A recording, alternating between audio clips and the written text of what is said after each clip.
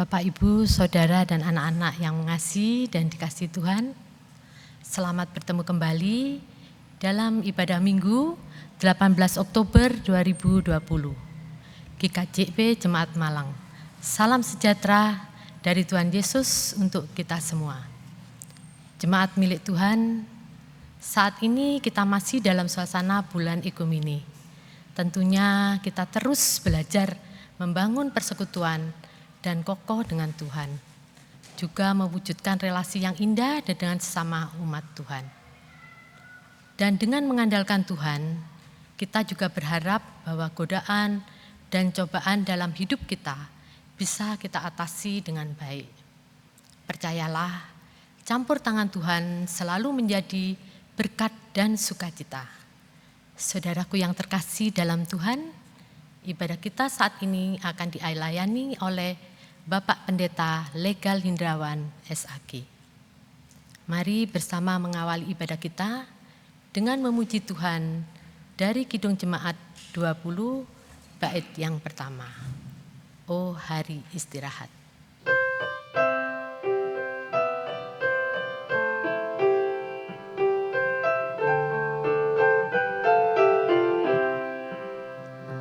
Oh hari istirahat, ceria dan cerah, pelipur hati sarang. Oh hari mulia, bernyanyilah semua bersatu menyembah. Kudus, kudus, kuduslah kepada Yang Esa. Jemaat kekasih Tuhan, mari hadirkan tubuh, jiwa, roh kita di hadapan tahta Allah. Dan bersama kita mengungkapkan pengakuan. Allah kita adalah Tuhan yang hidup. Allah yang telah menciptakan dan melihara dunia ciptaannya dalam cinta kasih-Nya yang kekal. Salam damai dan sejahtera yang berasal dari Allah Bapa di dalam pengasihan Tuhan Yesus ada bersama dengan saudara-saudara. Amin. Jemaat kekasih Tuhan, tema ibadah kita pada saat ini kita terima dari kitab Amsal pasal 4 ayat yang ke-23 yang dituliskan kepada kita. Jagalah hatimu dengan segala kewaspadaan, karena dari situlah terpancar kehidupan. Amin. PKJ nomor 4, kita nyanyikan bait 1 dan bait 2.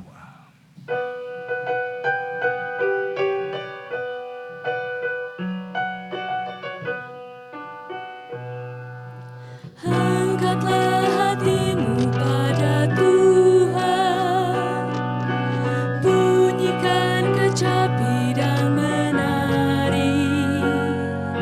Jangan lupa bawa persembahan. Mari kawan, ajak teman bersama menyembah. Sorak-sorak, sorak haleluya. Mari, mari, mari nyanyilah. Pujilah Tuhan yang Maha Kudus. Mari kawan, ajak teman, bernyanyilah terus.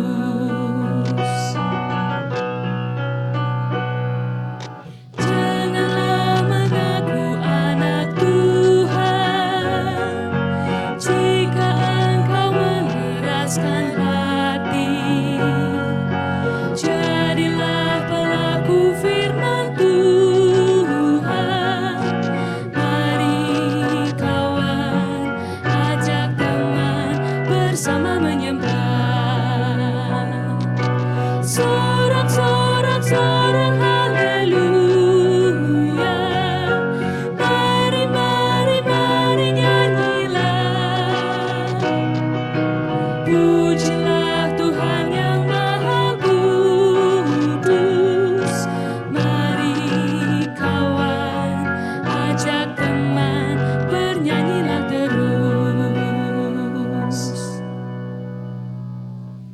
Angkatlah hatimu pada Tuhan. Ini adalah sebuah ajakan yang sangat jelas agar setiap orang percaya membawa hatinya kepada Tuhan. Karena hanya kepada Dialah idealnya hati kita tertuju. Mari sejenak saudara-saudara, kita melihat ke dalam diri kita masing-masing dan bertanya, benarkah kita sudah mengangkat hati kita pada Tuhan? Benarkah hati kita hanya terarah dan tertuju kepada Tuhan? Sering tidak, saudara-saudara. Kita masih sering menjumpai hati kita tertuju justru kepada lawan dan musuh Allah. Hati yang tertuju kepada kejahatan, nafsu, kekuasaan dunia. Inilah kenyataan yang harus kita akui. Bahwa ternyata saudara-saudara, kita masih sering mendukakan hati Allah dengan kecenderungan hati kita yang bengkok, yang melenceng dari jalan yang menuju Dia. Mari sejenak kita mengakui akan keterbatasan kita, mengakui dosa kita di hadapan Tuhan, karena kita sadar kita sering mendukakan hati Allah dengan hati kita yang bengkok, yang tertuju justru kepada lawan-lawan Allah. Bersama kita berdoa. Inilah kami Tuhan, anak-anak-Mu, yang di dalam keterbatasan diri kami pada saat ini menghampiri tahta-Mu. Sesungguhnya kami belajar untuk terus mengucap syukur kepada Engkau karena Engkau adalah Allah yang memperhatikan, memberkati, dan menaungi hidup kami. Engkau adalah Allah yang begitu baik atas kami, memungkinkan kami untuk melakukan apa yang boleh kami kerjakan sepanjang hari ini. Saat ini kami datang dengan pengakuan kepada Engkau ya Tuhan. Sesungguhnya kami sering mendukakan hati-Mu. Kami sering mengecewakan Engkau sebagai Tuhan dan Juru Selamat kami.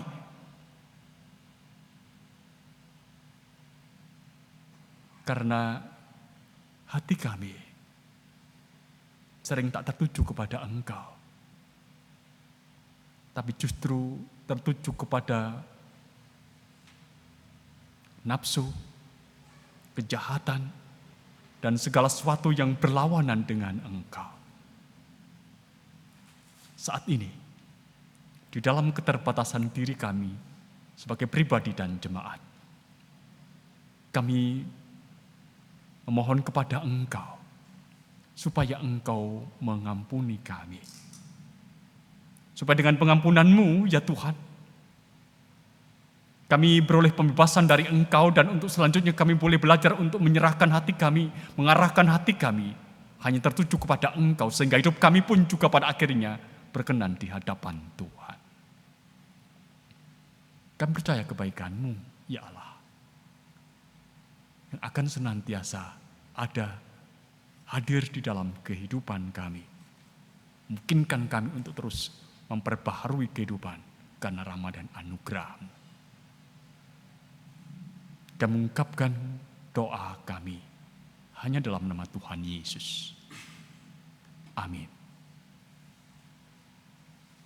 Jemaat yang dikasihi dan yang mengasihi Tuhan,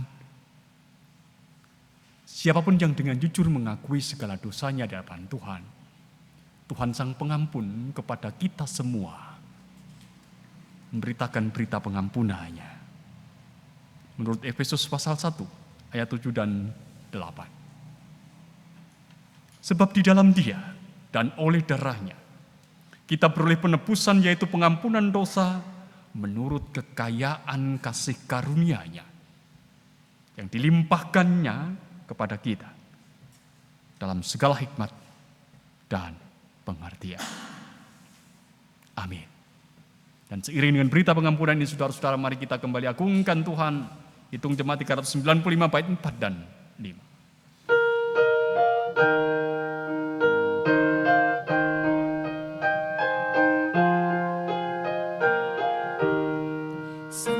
salah, hai hatiku, pelindungmu, percayalah, jangan tinggalkan Tuhanmu, sumber segala kurnia. Indahlah harinya, Yesus membasuh dosaku, ku diajari penebus, berjaga dan berdoa terus. Indahlah harinya, Yesus membasuh dosaku. Sergap janji hatiku, kembali ku baruilah, sampai kepada ajalku, ku puji pengasihannya. Indahlah harinya, Yesus membasuh dosaku, ku diajari penebus, berjaga dan berdoa terus. Indahlah harinya, Yesus membasuh dosaku.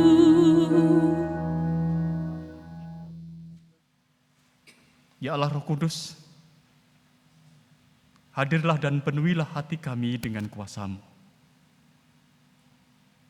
Supaya hanya di dalam kuasa-Mu saja, hati kami terarah kepada suara Tuhan yang bersabda atas kami. Berilah kami hati yang mendengar.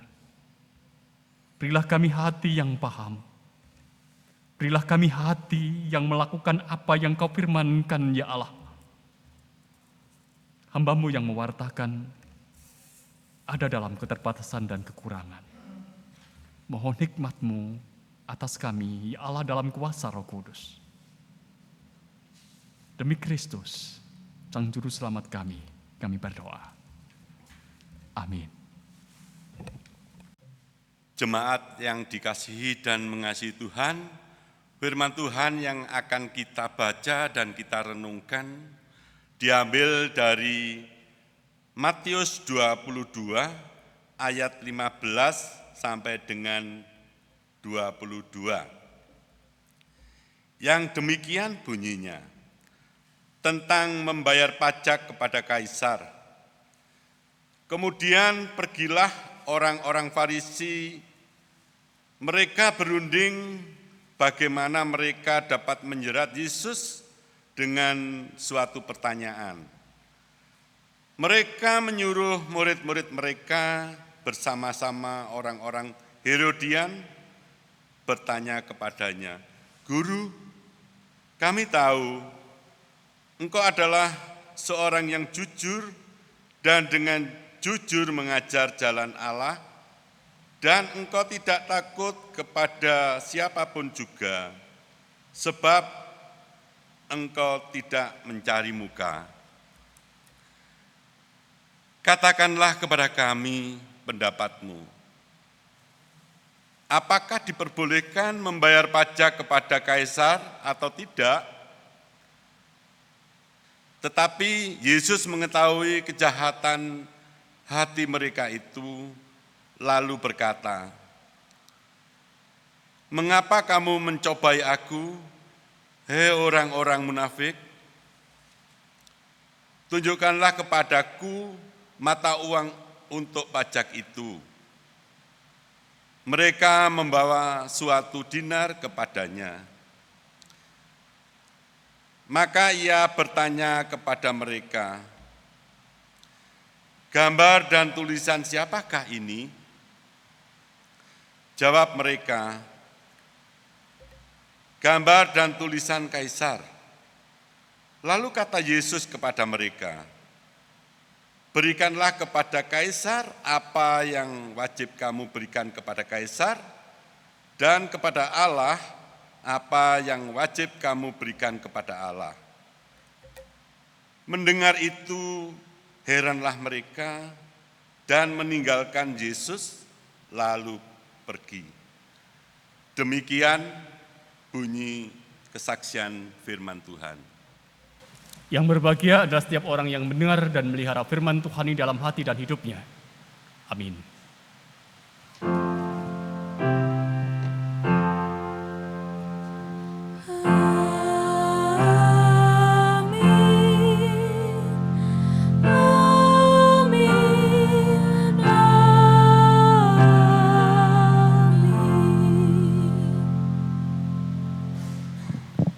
Bapak, Ibu, dan saudara-saudara, dan anak-anak yang dikasihi dan yang mengasihi Tuhan. Pertanyaan yang diajukan kepada Yesus tentang pembayaran pajak kepada kaisar, di sini disebutkan sebagai suatu jerat. Orang Farisi nampaknya ingin menjebak Yesus, membawa Yesus ke dalam sebuah perangkap, membawa Yesus, menyeret Yesus ke dalam sebuah persoalan yang pelik. Kalau kita bertanya, saudara-saudara, mengapa? Mengapa pertanyaan itu dikatakan sebagai suatu jerat? Mengapa pertanyaan itu dianggap sebagai suatu jebakan? Saudara-saudara, sebenarnya orang-orang Farisi itu adalah orang yang enggan membayar pajak kepada penjajah Roma. Mengapa mereka enggan? Karena sesungguhnya mereka sendiri menyadari itu bertentangan dengan hati nurani mereka. Karena bagi mereka, saudara-saudara, bagi orang-orang Farisi, segala sesuatu yang menjadi milik mereka atau segala sesuatu yang menjadi milik Israel itu adalah milik Allah. Kalau milik Allah itu diserahkan kepada orang-orang Roma, itu berarti menghina Allah dengan apa yang mereka berikan. Kalau toh pada akhirnya mereka terpaksa untuk memberikan pajak, itu karena tekanan pemerintah. Itu karena tekanan. Mereka bagian dari wilayah di mana Roma berkuasa. Mereka tidak ingin disebut sebagai pembangkang. Dengan latar belakang inilah, saudara-saudara, sebenarnya kemudian mereka mendatangi Yesus. Mereka ingin mengetahui pendapat Yesus tentang keberadaan mereka. Mereka ingin mengetahui pendapat Yesus tentang apa yang harus mereka lakukan, termasuk dalamnya adalah membayar pajak itu. Mereka datang kepada Yesus dan mengungkapkan pujian. Dengan jelas diungkapkan kepada kita. Mereka berkata, bahwa engkau itu adalah orang yang jujur. Yesus itu orang yang jujur. Bahkan jujur mengajarkan jalan Allah. Yesus juga disebut orang-orang Farisi itu sebagai orang yang tidak takut apa-apa atau tidak takut siapapun. Karena dia tidak mencari muka. Nah, sebenarnya saudara-saudara, dengan berkata seperti itu, orang-orang Farisi itu ingin apa? Mereka ingin supaya Yesus pada saat itu mengangkat suara untuk protes terhadap pembayaran pajak pada pemerintah Roma. Karena pada saat itu mereka juga mendengar bahwa Yesus itu juga mewartakan tentang kerajaan Allah atau kerajaan sorga. Jadi pendapat Yesus itu dinantikan oleh mereka. Karena pendapat Yesus itu akan berpengaruh pada rakyat banyak. Kalau misalkan saja Yesus berkata tidak diperkenankan begitu, pasti rakyat juga akan bergerak karena pada saat itu Yesus memiliki banyak pendukung. Tapi dengan berkata tidak, saudara, sebenarnya itu juga menempatkan Yesus pada situasi bahaya. Karena apa? Karena yang diutus untuk bertanya kepada Yesus itu bukan hanya orang-orang Farisi, tapi juga orang-orang Herodian dikatakan kepada kita. Yaitu orang-orang yang mendukung pemerintah Herodes yang bekerja sama dengan pemerintah Roma. Di dalam ayat yang ke-16 dikatakan kepada kita demikian. Mereka menyuruh murid-murid mereka bersama-sama orang-orang Herodian bertanya kepadanya. Nah, saudara-saudara yang dikasihi dan yang mengasihi Tuhan, terhadap jerat pertanyaan itulah kemudian Tuhan Yesus dengan jelas menjawab mereka. di dalam bagian ayat yang ke-21. Berikanlah kepada kaisar apa yang wajib kamu berikan kepada kaisar, dan kepada Allah apa yang wajib kamu berikan kepada Allah. Pada poin yang pertama, berikanlah kepada kaisar apa yang wajib kamu berikan kepada kaisar. Yesus ingin menegaskan kepada mereka, kepada orang-orang yang bertanya kepada orang-orang Farisi itu, apa yang menjadi milik kaisar, maka wajib itu diberikan kepada kaisar. Sesuai dengan gambar dalam mata uang yang diberikan kepada Yesus pada saat itu. Sesungguhnya saudara-saudara, ini ada jawaban Tuhan Yesus yang luar biasa. Jawaban ini membebaskan Yesus dari jerat mereka. Tapi kalau kita bertanya saudara-saudara, mengapa Tuhan Yesus menjawab pertanyaan mereka dengan jawaban di dalam ayat yang ke-21 tadi, berikanlah kepada kaisar apa yang wajib kamu berikan kepada kaisar, dan kepada Allah apa yang wajib kamu berikan kepada Allah. Apa karena Yesus tidak mau untuk masuk ke dalam wilayah atau kepada ranah politik yang pelik? Apa karena itu? Tampaknya tidak, saudara-saudara. Justru Tuhan Yesus menjawab itu karena Ia tahu. Ia tahu. Ia tahu bahwa orang-orang Farisi itu adalah nasionalis sejati. Tetapi Yesus juga tahu bahwa mereka yang bertanya itu, orang-orang Farisi itu adalah hamba-hamba uang. Kalau kita bandingkan saudara-saudara dengan apa yang dituliskan dalam Injil Lukas pasal 16, ayat yang ke-14, saudara-saudara, mari perhatikan sejenak. Lukas pasal 16 ayat yang ke-14, di sana dituliskan kepada kita, semuanya itu didengar oleh orang-orang Farisi, hamba-hamba uang itu, dan mereka mencemooh Dia. Berita dalam Injil Lukas ini jelas menegaskan kepada kita bahwa orang-orang Farisi itu adalah hamba-hamba uang itu. Jadi sesungguhnya saudara-saudara, Tuhan Yesus mengetahui bahwa orang-orang Farisi itu enggan membayar pajak. Itu bukan karena menghina Tuhan, seperti pemahaman awal mereka, bukan. Tapi karena mereka tidak mau kehilangan apa-apa dengan uang mereka. Atau mereka tidak mau kehilangan uang mereka sedikit pun. Karena mereka adalah hamba-hamba uang itu. Oleh karena Tuhan Yesus menyebut mereka sebagai orang-orang munafik. Begitu. Pertanyaan yang seolah-olah menempatkan mereka sebagai orang yang religius. Tetapi ujung-ujungnya hanya uang. Begitu. Sehingga pada saat itu Yesus menyebut mereka sebagai orang-orang yang munafik. Di dalam ayat yang ke-18 dikatakan kepada kita dengan jelas.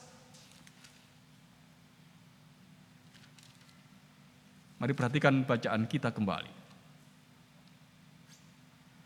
Tetapi Yesus mengetahui kejahatan hati mereka itu, lalu berkata, mengapa kamu mencobai aku, hai orang-orang munafik? Itu yang dikatakan Tuhan Yesus kepada mereka.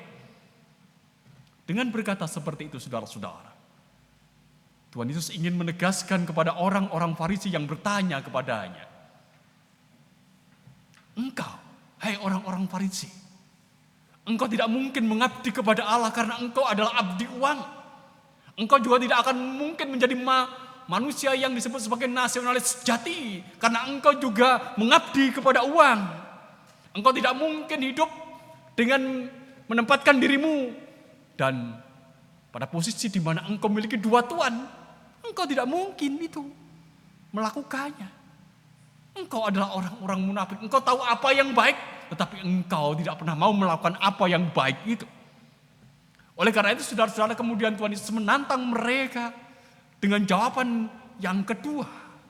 Yang Ia menegaskan, berikanlah kepada Allah apa yang wajib engkau berikan kepada Allah.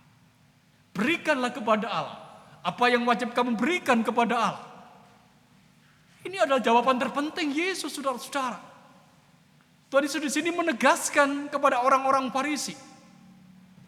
Yang pertama-tama harus mereka pikirkan adalah jalan memberikan kepada Allah, apa yang wajib diberikan kepada Allah.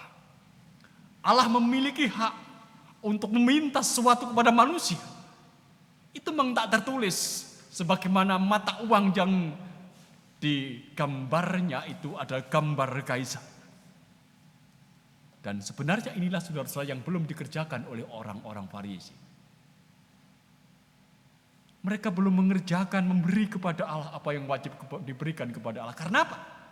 Karena sekali lagi mereka adalah hamba uang.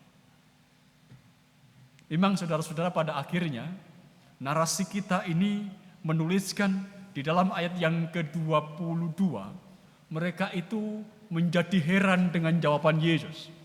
Artinya mereka menjadi terkagum-kagum dengan pernyataan dan jawaban Tuhan Yesus.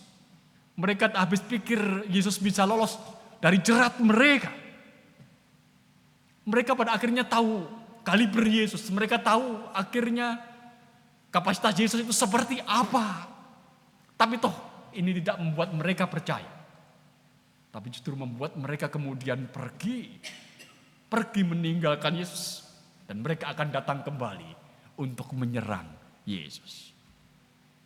Nah, Bapak, Ibu, dan saudara-saudara yang dikasihi dan yang mengasihi Tuhan, konfrontasi orang-orang Farisi terhadap Yesus dalam bacaan kita hari ini memberikan kepada kita satu pesan penting.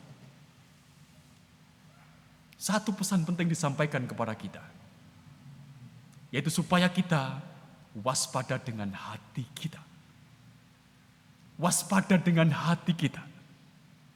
Lihatlah saudara-saudara, hati orang-orang Farisi, hati yang dikuasai oleh kebencian, hati yang dikuasai oleh uang, hati yang dikuasai oleh kepentingan pribadi. Meskipun mulut mereka mengungkapkan yang baik untuk orang lain, mengungkapkan pujian kepada Yesus, tetapi ujung-ujungnya apa? Ujung-ujungnya sebenarnya mereka ingin menghancurkan Yesus. Meskipun mereka mengungkapkan Yesus, engkau orang jujur, engkau juga jujur mengajarkan jalan Allah, engkau adalah orang yang tidak takut pada siapa-siapa. Pujian saudara-saudara.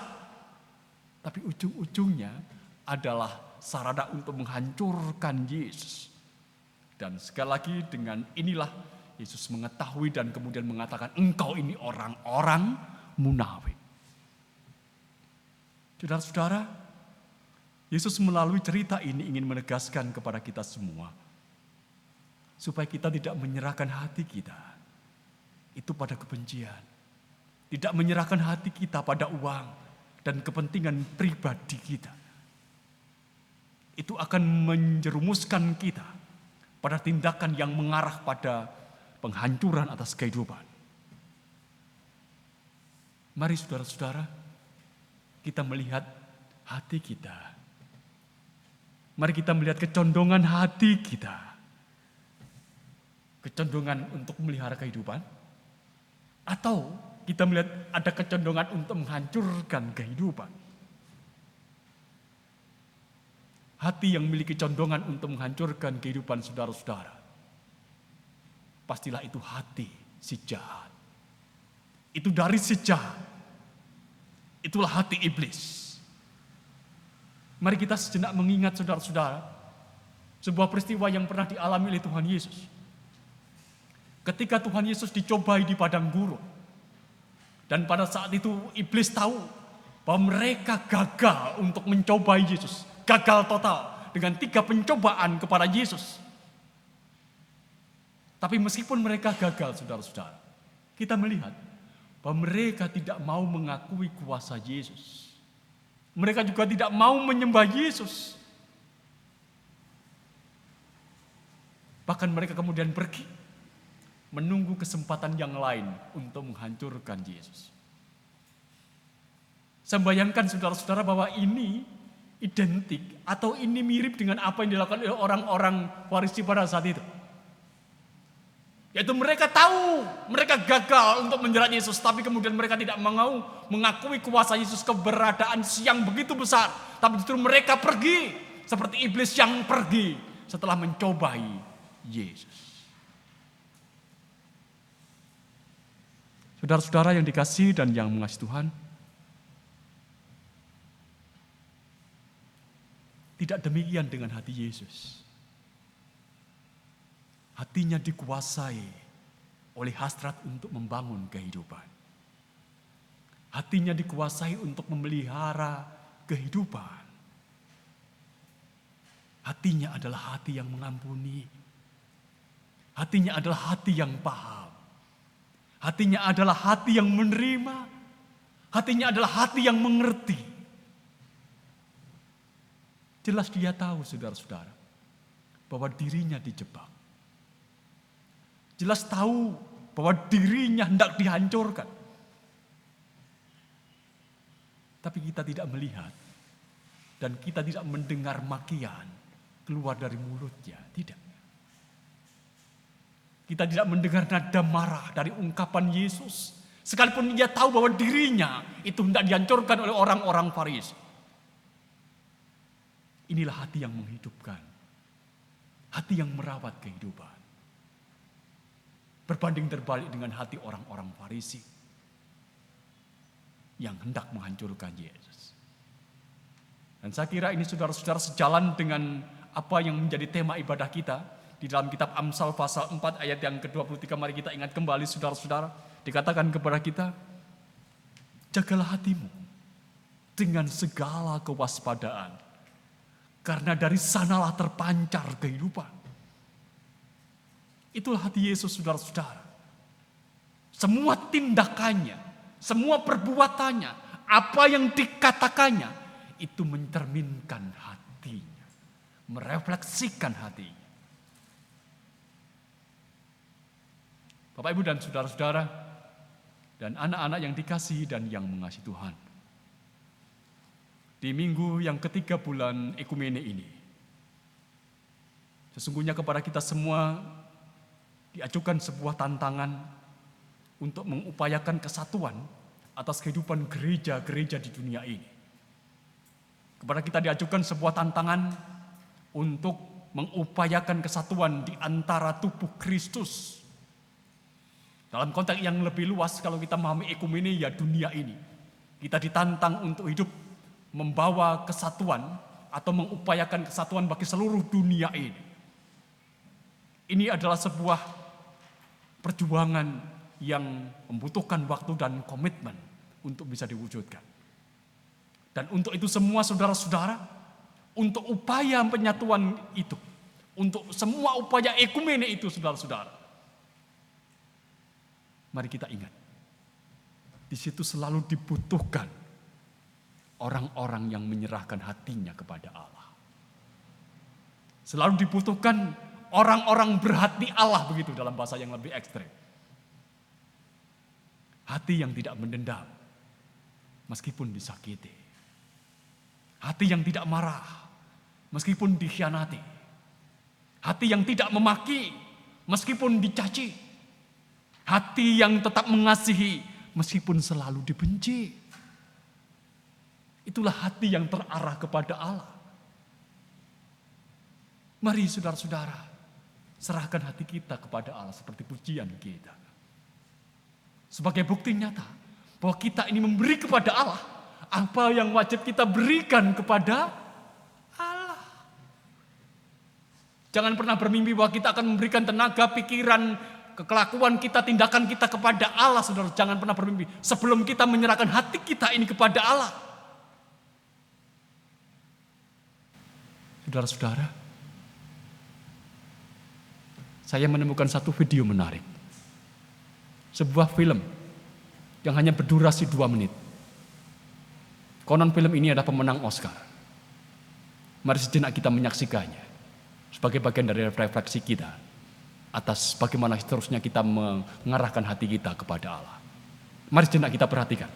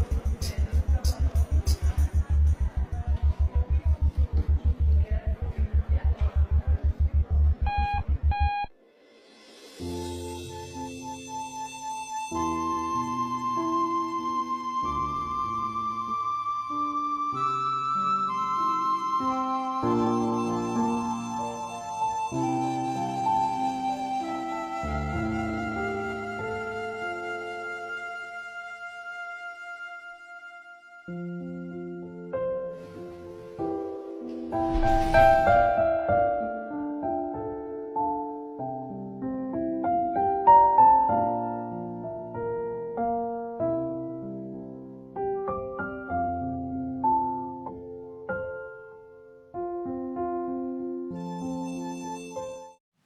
Ibu, dan saudara-saudara yang dikasihi dan yang mengasihi Tuhan, film pendek yang baru saja kita saksikan hanya 2 menit ini sesungguhnya mengajarkan kepada kita dan mengingatkan kepada kita, sebenarnya ada yang salah dengan hidup kita, saudara-saudara. Atau banyak yang salah dalam kehidupan kita atau dunia kita ini. Orang begitu egois, tanpa kata, tapi terlihat sangat kejam. Saling cuek, saling terlihat berat untuk menolong, saling terlihat berat untuk mengalah. Inilah kenyataan hidup kita. Kalau dalam bahasa film itu, saudara-saudara, lift itu hanya bisa terangkat. Lift itu hanya bisa terangkat setelah salah seorang di antara yang ada dalam lift itu keluar. Saya ingin mengungkapkan kepada saudara-saudara bahwa itulah orang-orang yang menyerahkan hatinya kepada Allah.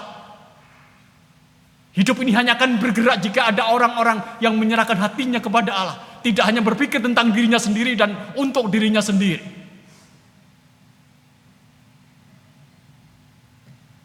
Hidup ini masih panjang dan harus kita jalani. Mari kita merawatnya. Merawatnya dengan menyerahkan hati kita kepada Allah.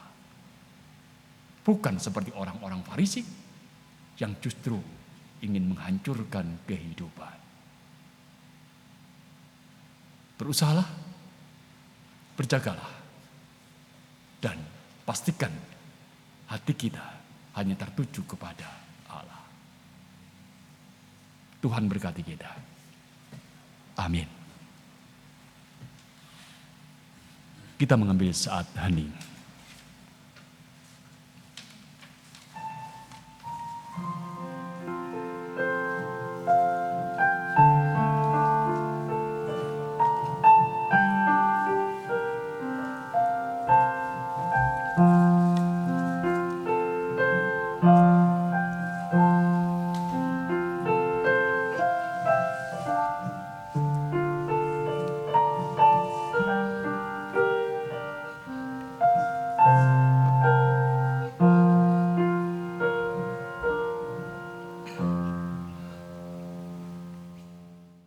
Jemaat yang terkasih, kami undang bangkit berdiri.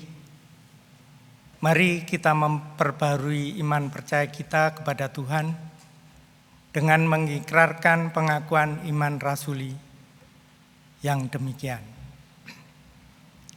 Aku percaya kepada Allah, Bapa yang Maha Kuasa, Khalik langit dan bumi, dan kepada Yesus Kristus, Anaknya yang tunggal, Tuhan kita, yang dikandung daripada Roh Kudus, lahir dari anak darah Maria, yang menderita di bawah pemerintahan Pontius Pilatus, disalibkan, mati dan dikuburkan, turun ke dalam kerajaan maut.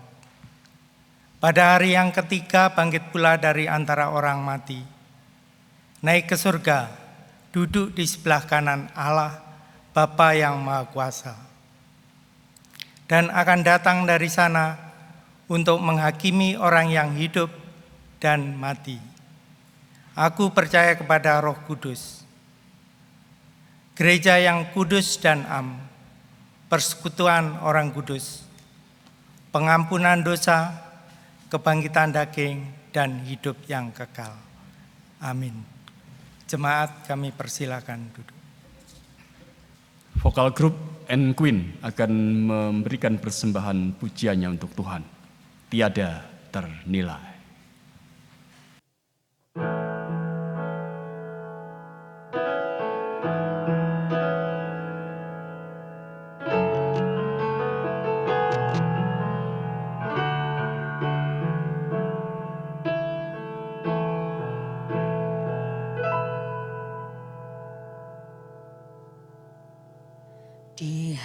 hatimu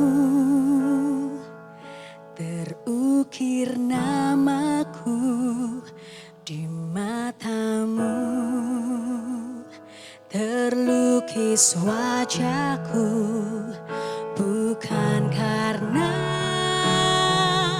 kuat gagahku, namun hanya karena kemurahan-Mu. Meski terkadang aku terjatuh, tak pernah lelah Kau hampiriku, memelukku dengan cinta-Mu. Betapa besar mulia kasih-Mu.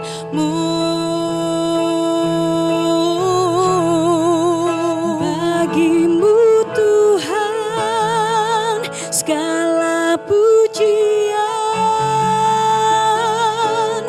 hormat kemuliaan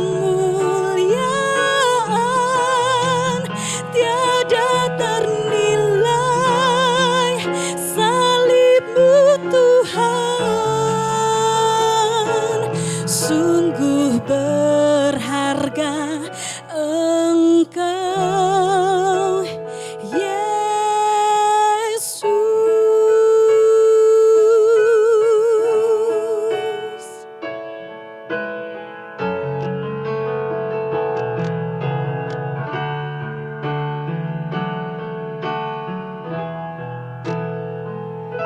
Meski terkadang aku terjatuh, tak pernah lelah Kau hampiriku, memelukku dengan cinta-Mu. Betapa besar mulia kasih-Mu.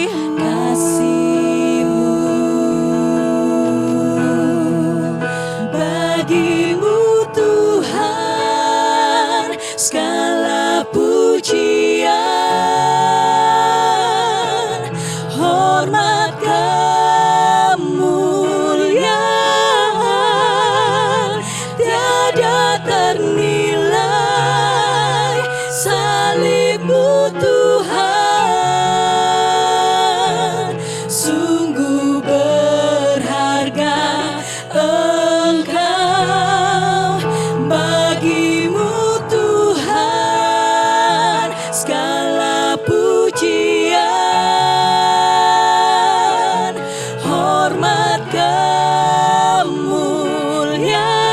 kemuliaan tiada ternilai. Salib-Mu Tuhan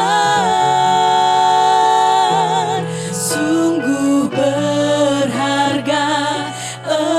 Engkau Yesus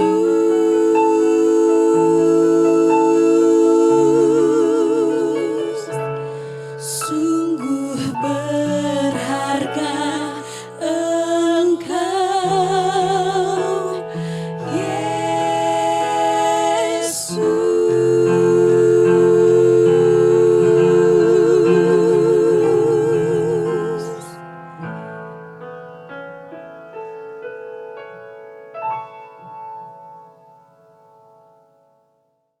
Terima kasih untuk Queen yang telah mempersembahkan pujiannya. Biarkanlah itu semua menjadi kemuliaan bagi nama Tuhan. Jemaat yang dikasihi dan yang mengasihi Tuhan, mari bersama-sama kita kembali angkat syafaat kita kepada Tuhan. Mari berdoa. Bapa yang di sorga, kami pada saat ini menghampiri tahta-Mu, mengucapkan syukur untuk penyertaan-Mu sepanjang kami membangun ibadah kami pada saat ini. Dan Engkau telah memberikan kesempatan bagi kami untuk menikmati persekutuan kami, perjumpaan kami dengan Engkau, dan dengan saudara-saudara kami yang lain dalam Tuhan kami Yesus Kristus. Biarkan persekutuan ini akan memampukan kami untuk semakin menghayati betapa baiknya Engkau atas kami, karena persekutuan ini sesungguhnya melihara kehidupan kami, mendidik kehidupan spiritualitas kami, supaya kami tetap percaya bahwa Engkau adalah Allah yang menaungi, memimpin dan berkati kami. Terima kasih pula sekalipun kami dalam peribadatan ini masih bersama dengan keluarga masing-masing, biarkanlah ini akan juga mendorong kami masing-masing untuk menghargai dan menghayati akan makna persekutuan dalam kehidupan keluarga kami, dan kami akan semakin ditumbuhkan melalui persekutuan keluarga ini. Bapa di sorga, perkenankan pada saat ini kami juga mengucapkan syukur kepada Engkau atas apa yang sudah Engkau beritakan bagi kami. Di mana pada saat ini Engkau telah menyampaikan kepada kami melalui pelayanan firman-Mu ya Allah, supaya kami memberikan hati kami ini kepada Engkau ya Tuhan. Supaya dengan berikan hati kami kepada Engkau, itu kami belajar untuk merawat kehidupan seperti hanya hati Yesus yang sungguh-sungguh diserahkan kepada Bapanya. Supaya kami tidak mengulangi peristiwa yang terjadi atas kehidupan orang-orang Farisi, yang mana mereka justru menyerahkan hatinya kepada kejahatan untuk menghancurkan kehidupan. Terima kasih Tuhan untuk firman-Mu. Berikan kepada kami hati yang paham, sekaligus hati yang menyerahkan diri hanya kepada Tuhan. Berdoa untuk kehidupan keluarga kami masing-masing. Mohon Tuhan berkati kami, Tuhan mencukupkan seluruh kebutuhan hidup kami. Siapapun kami yang menjadi bagian dari keluarga kami, biarkanlah kami boleh hidup saling mencintai, saling perhatikan dan saling peduli. Dan kami anak-anak-Mu akan Engkau ajari untuk menikmati kerajaan sorga-Mu melalui kehidupan keluarga kami masing-masing. Terima kasih untuk cinta keluarga kami masing-masing. Terima kasih untuk cinta suami, istri, dan anak kami dan orang tua kami. Terima kasih untuk cinta dari sesama kami yang menjadi bagian dari lingkup keluarga kami. Supaya dengan cinta itu kami semakin boleh menghayati akan cinta Tuhan dalam hidup kami. Bapa di sorga, kami juga belajar untuk senantiasa mohon kepada Engkau supaya Engkau berikan kepada kami kerendahan hati untuk mengampuni satu dengan yang lain. Karena sungguhnya kami adalah pribadi-pribadi yang terbatas. Kami sering melangkah keliru dengan apa yang berbeda dengan apa yang menjadi kehendak-Mu. Oleh karena itu, mohon pengampunan-Mu ya Tuhan. Supaya kami juga boleh mengampuni orang lain. Sebagaimana Engkau sendiri adalah Allah yang mengampuni kami. Berdoa pada saat ini untuk setiap pergumulan yang dihadapi oleh umat-Mu, seluruh warga jemaat-Mu. Mohon kepada Engkau ya Allah. Saudara kami yang sakit, Engkau yang akan menyembuhkan dan merawat mereka.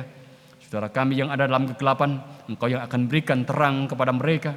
Saudara kami yang lemah, Engkau akan menopang kehidupan mereka. Saudara kami yang terguncang imannya, Engkau yang akan meneguhkan kembali. Saudara kami yang ada dalam kuasa kegelapan, Engkau yang akan membebaskan mereka. Supaya hanya karena penyertaan, pendampingan, dan kehadiran-Mu dalam kehidupan mereka, saudara kami semua sungguh akan boleh merasakan Engkau adalah Allah yang merawat kehidupan mereka. Berdoa untuk gereja Tuhan, secara khusus untuk gereja Kesenjawetan Jemaat Malang, di mana kami hidup dalam satu persekutuan kudus. Engkau yang akan berkati kami dalam dunia pelayanan kami.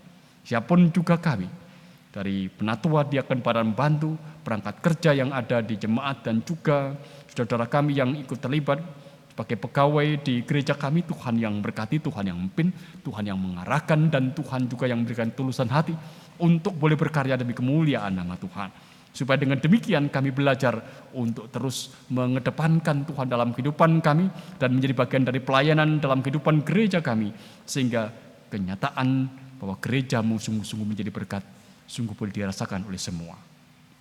Berdoa pada saat ini untuk anak-anak kami, para pemuda-pemudi-Mu.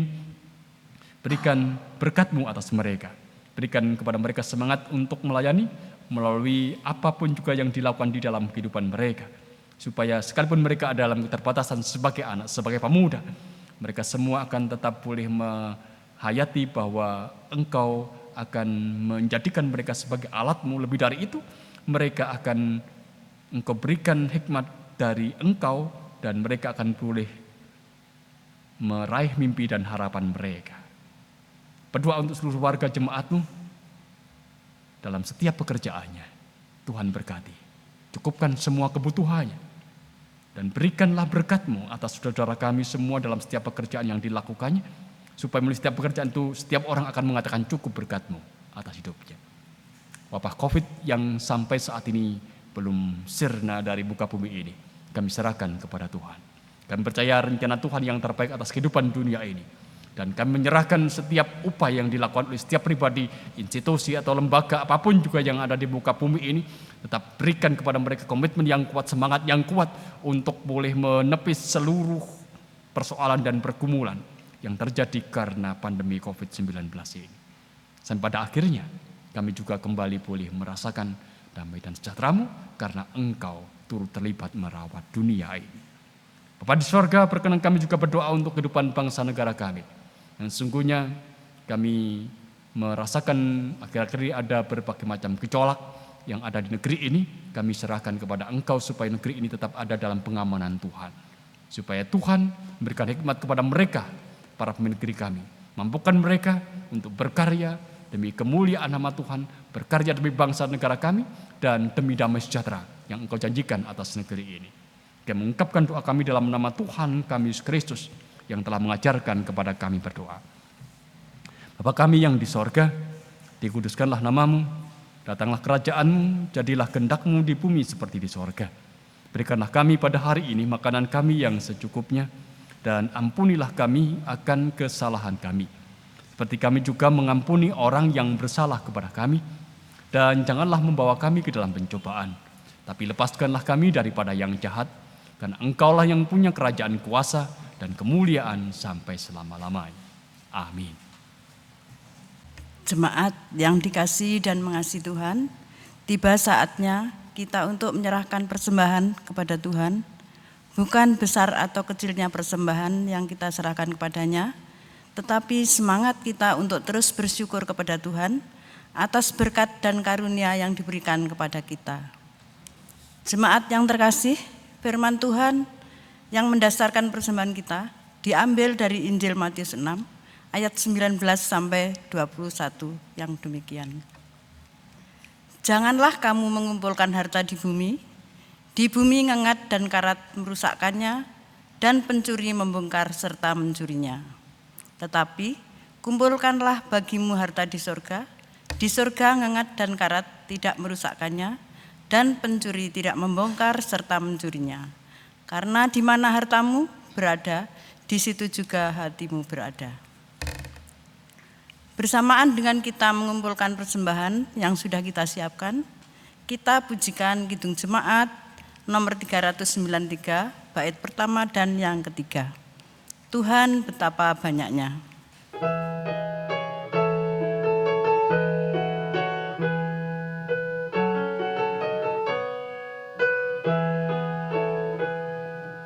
Tuhan betapa banyaknya berkat yang Kau beri, dari istimewa rahmat-Mu dan hidup abadi.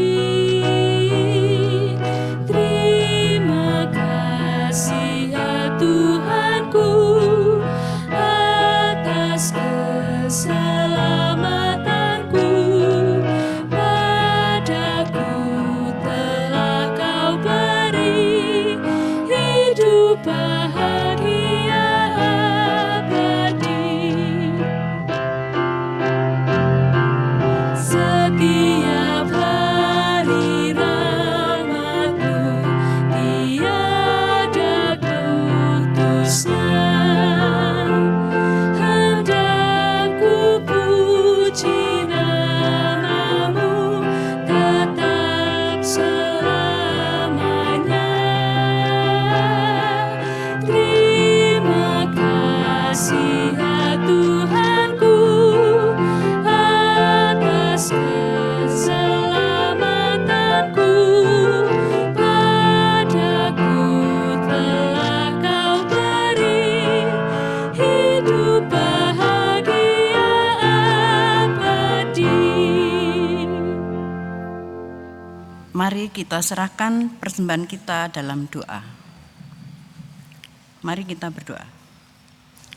Puji syukur dan hormat kami naikkan kepadamu ya Tuhan Allah, pencipta langit dan bumi. Kami sungguh mengucap syukur atas segala berkat dan karunia Tuhan Yesus, yang telah mewujudkan sukacita yang penuh damai sejahtera bagi kehidupan kami, walaupun sebenarnya berkat yang kami terima tidak setimpal dengan perbuatan dan pelayanan kami. Tetapi Tuhan tetap setia memelihara hidup kami. Tuhan, saat ini kami menyerahkan persembahan, terimalah dan berkatilah persembahan kami, agar benar-benar bermanfaat bagi pelayanan kasih dan terwujudnya kerajaan-Mu di gereja kami. Berkat Tuhan yang masih ada pada kami, tolong Tuhan berkati, juga agar dapat mencukupi kebutuhan hidup kami dengan baik. Demikian juga bagi para pengelola persembahan, tolong Tuhan berkati dengan roh hikmat dan rasa takut akan Tuhan. Saat ini kami juga berterima kasih atas firman-Mu yang sudah kami dengar. Berkati kami agar kami bisa menjalankannya dalam hidup kami, sehingga kami menjadi pelaku firman-Mu dengan baik. Demikian ucapan syukur dan doa kami yang kami naikkan hanya di dalam Tuhan kami Yesus Kristus, Tuhan Juru Selamat dan Penolong kami yang hidup. Amin. Jemaat dikasih Tuhan, kita akan mengakhiri ibadat kita. Ingatlah bahwa engkau diutus untuk mewartakan kabar kesukacitaan bagi dunia. Diutus untuk membawa berita sejahtera bagi dunia. Diutus untuk mewartakan Injil. Karena itu pastikan hatimu hanya terarah kepada Allah. Karena itulah cara kita untuk membawa kabar sukacita itu dengan merawat kehidupan. PKJ 241 bait yang ketiga.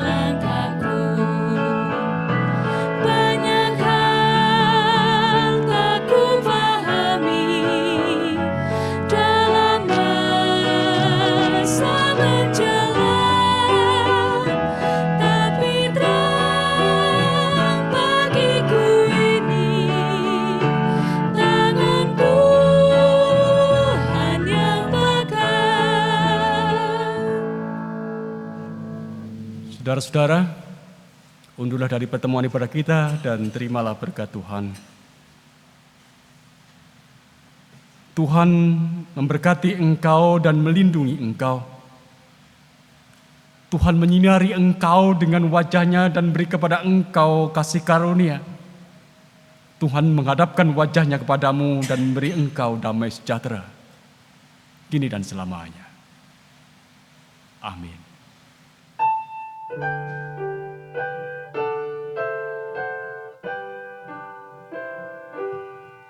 Bapa, terima kasih.